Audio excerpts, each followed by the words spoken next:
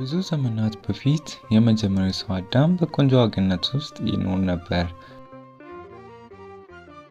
ነገር ግን አዳም እግዚአብሔር አትብላ ያለውን ዕፀ በለስ በመብላቱ ከገነት ወጣ።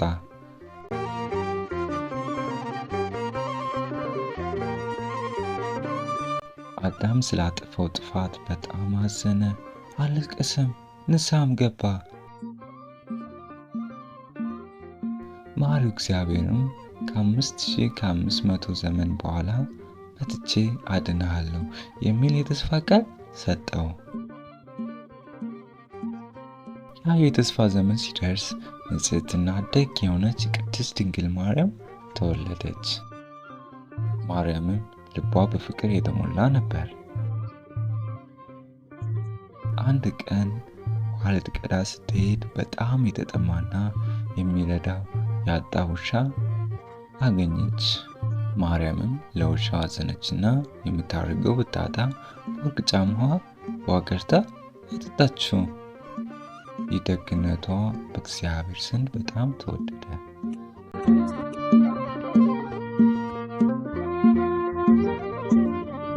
ድንግል ማርያምም ወደ ቤቷ ስትመለስ መልአኩ ተገልጦ 3 ጊዜ ተገልጦ ሰላምታ ቀረበላት።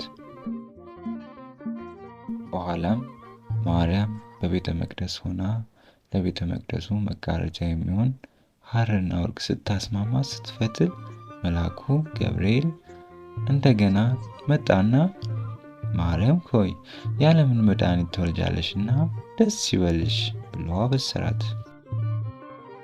በዚያን ጊዜ የአይሁድ ንጉሥ አውግስጦስ ቄሳር በዓለም ያላችሁ ሕዝቦች በሙሉ ስማችሁ ይቆጠር ብሎ አዘዘ።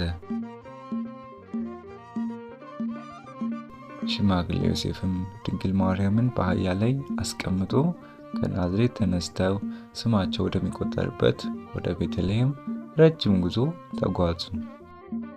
ቤተልሔምም ሲደርሱ እንግዳ ማረፊያ ቦታ አጡ። ማደሪያ ስላጡም በከብቶች በረት ውስጥ ተጠለሉ። በዚያም ጌታችን መድኃኒታችን ኢየሱስ ክርስቶስ ተወለደ። በዚያች ሌሊት ሰማዩ በብርሃን ተሞላ። መላእክትም ከሰማይ ወርደው ክብር ለእግዚአብሔር በአርያም ይሁን እያሉ ዘመሩ።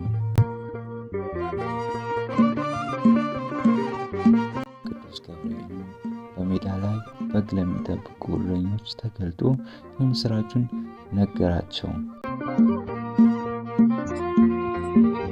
እረኞችም ሩጠው ሄደው ሕፃኑን በበረት አገኙት፣ ምስጋናም አመሰገኑት።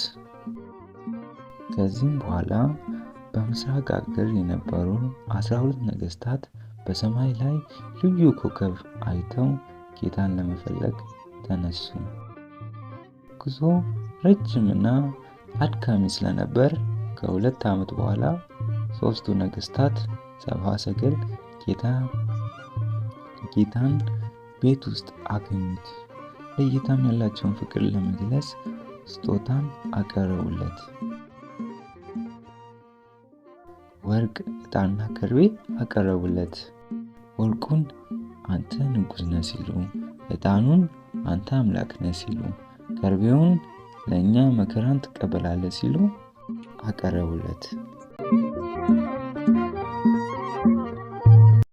ጌታችን መድኃኒታችን ኢየሱስ ክርስቶስ ለዓለም የሰጠው ትልቁ ስጦታ ፍቅርን፣ ሰላምና ነፃነትን ነው። እኛን ከጨለማ አውጥቶ የብርሃን ልጆቹ አደረገን።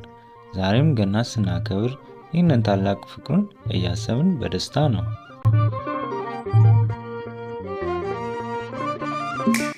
ልጆችዬ ለዛሬ ይዤላችሁ የመጣሁት አጭር ታሪክ ይህንን ይመስላል። በቀጣይ ደግሞ የገና ክብረ በዓል በኢትዮጵያ ምን እንደሚመስል ይዤላችሁ እመጣለሁ። እስከዚያው ድረስ ግን ቻው ቻው ልጆች።